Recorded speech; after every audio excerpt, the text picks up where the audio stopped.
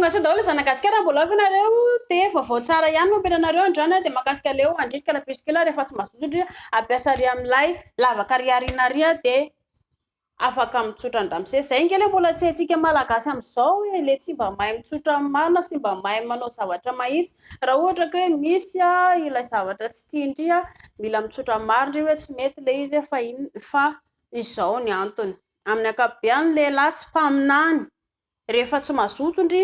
ohatra dia ny zavatra anankiray aloha teny andry voalohany dia tsy natao ampiasaina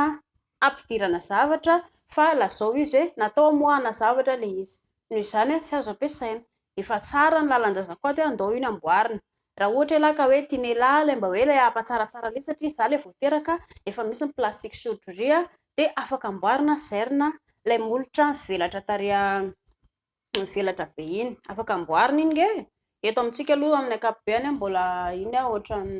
mbola sarotsarotra fa mila manomana vola matevitevina nareo raha ka tianao an'izay any amin'ny tany mandroso be dia be nahatongavanao eo fotsiny ela tonga dia raikitra amin'izay ny fanjairana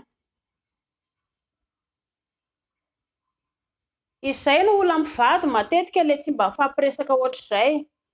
hoe rehefa misy ny olana dia mila tsy maintsy mitady vahaolana fa tsy fampilongolongo ao dia ho andrikory karapiso kely aza manao le drama le sinema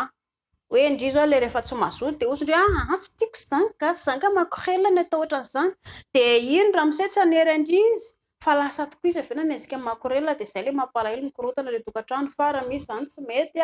tsy tiandry dia mitsotra marindry ary ho an'ny lehilahy ihany koa ho an'ny lahy jereo ilay vadiny lahy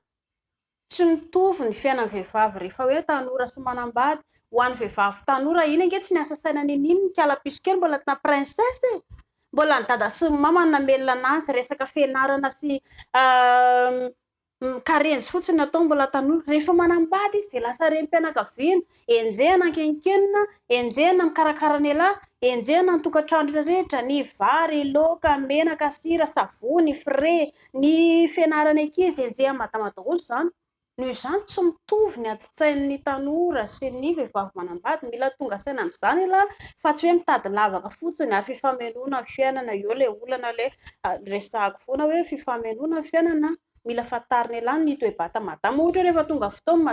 madama tsy maintsy kizitina mora tezitra mila vanina mila tonga saina izany lahy eo ihany koa madama raha ohatra izy zao ka hoe nididina izy tamin'ny teraka tsy moramora ange izany didiny izany alefaso lahy didina kely ndray mandeha ohatr'izao hitana kely hoe mety sa tsy mety vatany lahy tsy moramora izany miaritra ny fery mandritra 4 volana ambon'izay ihany koa ny fiterahana matetika mampihena fihetana vehivavy satria tsy inona noho ilay vatana mikorotana be izay vehivavy rehefa le teraka iny ohatran'ireny daboana boiron ireny ny vatana rehetrarehetra malemy daholo tsy moramora izany mila fantatra lahy izany toe-batany madama fa tsy eo fotsiny lahy mijery fotsiny